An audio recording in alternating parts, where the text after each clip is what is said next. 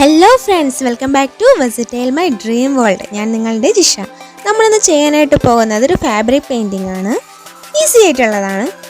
അതിനു മുമ്പായി നിങ്ങൾ ആദ്യമായിട്ടാണ് എൻ്റെ വീഡിയോ കാണുന്നതെങ്കിൽ എൻ്റെ ചാനൽ സബ്സ്ക്രൈബ് ചെയ്യുക. ഉടനെ തന്നെ നോട്ടിഫിക്കേഷൻ ലഭിക്കുന്നതിനായി തൊട്ടടുത്തുള്ള ബെല്ലൈക്കൺ ക്ലിക്ക് ചെയ്യുക. നമ്മൾ ഇതിനു മുമ്പ് ചെയ്ത രണ്ട് വീഡിയോയിൽ ഔട്ടർ സ്ട്രോക്ക് മെത്തേഡും ഇന്നർ സ്ട്രോക്ക് മെത്തേഡും എങ്ങനെയാണ് ചെയ്യുന്നതെന്ന് നമ്മൾ കണ്ടു കഴിഞ്ഞു. ഇന്ന് നമ്മൾ ചെയ്യാനായിട്ട് പോകുന്നത് രണ്ടും കൂടെ മിക്സ് ആയിട്ടുള്ളതാണ്, outer and inner stroke method. നമ്മൾ മുമ്പിലത്തെ പോലെ തന്നെ നമുക്ക് ആവശ്യമുള്ള ഡിസൈന് ഡ്രസ്സിലേക്ക് ട്രേസ് ചെയ്തെടുക്കാം. അതാണ് അതിൻ്റെ ആദ്യത്തെ സ്റ്റെപ്പ്. നമുക്ക് പെൻസിൽ കൊണ്ടും വരച്ചെടുക്കാവുന്നതാണ്. ഞാൻ ഫ്രീ ഹാൻഡായിട്ടും ചെയ്ത് കാണിച്ചിട്ടുണ്ട്.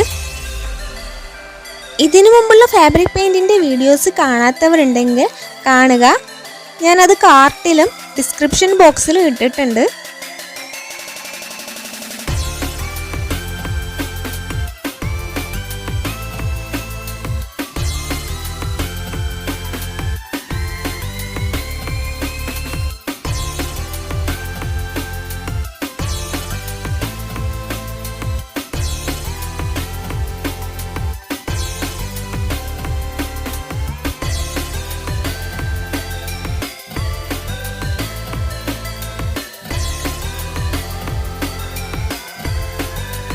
ഫാബ്രിക് പെയിൻറ്റിങ് ചെയ്യുമ്പോൾ നമ്മൾ എപ്പോഴും ശ്രദ്ധിക്കേണ്ട ഒരു കാര്യമെന്ന് പറയുമ്പോൾ നമ്മളൊരു ന്യൂസ് പേപ്പർ എന്തെങ്കിലും അടിയിലിട്ടിട്ട് ചെയ്യുക.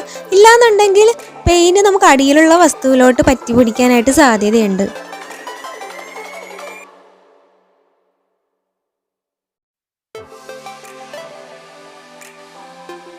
ഞാനിവിടെ ഡിസൈൻ ട്രേസ് ചെയ്തെടുത്ത് കഴിഞ്ഞു.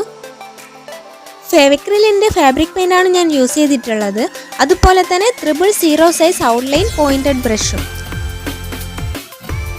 ഡിസൈൻ ഔട്ട്ലൈൻ വരച്ചതിന് ശേഷം പെയിന്റ് ഉണങ്ങുന്നതിന് തന്നെ മുമ്പായി മുകളിൽ നിന്ന് താഴേക്കും താഴെ നിന്ന് മുകളിലേക്കും ചെറിയ ലൈൻ ഷെയ്ഡ് ചെയ്യുകയാണ് ചെയ്യേണ്ടത്. നമ്മളിവിടെ ഔട്ട്ലൈൻ വരച്ചു കഴിഞ്ഞു. എപ്പോഴും നമ്മൾ ലൈൻ ഷെയ്ഡ് ചെയ്യുമ്പോൾ ബ്രഷ് കുത്തനെ പിടിച്ച് ചെയ്യുന്നതായിരിക്കും നല്ലത്. അപ്പോൾ നമുക്ക് നല്ല രീതിയിൽ തന്നെ ലൈൻ ഷെയ്ഡ് ചെയ്യാനായിട്ട് പറ്റും. ഇപ്പോൾ നമ്മൾ താഴെ നിന്ന് മുകളിലേക്കാണ് ചെയ്യുന്നത്. അടുത്ത് ചെയ്യേണ്ടത് മുകളിൽ നിന്ന് താഴേക്ക്.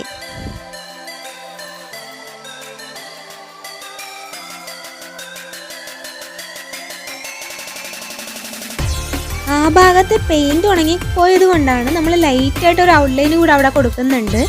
അതിനുശേഷം നമുക്ക് മുമ്പിലത്തെ പോലെ തന്നെ ബ്രഷ് കുത്തനെ പിടിച്ചിട്ട് ലൈൻ ഷെയ്ഡ് ചെയ്ത് കൊടുക്കാം.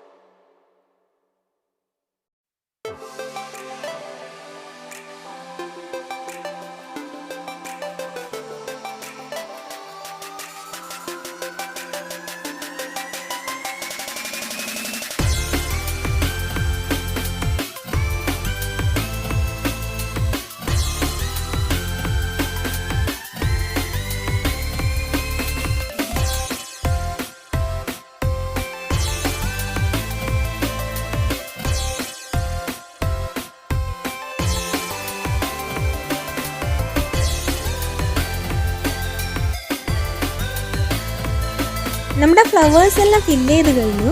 ഇനി നമുക്ക് ലീവ്സ് ആണ് ചെയ്യേണ്ടത്. അതിനായിട്ട് ഞാനിവിടെ ഗ്രീൻ കളറാണ് എടുത്തിട്ടുള്ളത്. ഇത് നമുക്ക് ഔട്ട്ലൈൻ കൊടുത്തതിന് ശേഷം ലൈൻ ഷെയ്ഡ് ചെയ്ത് കൊടുക്കാം.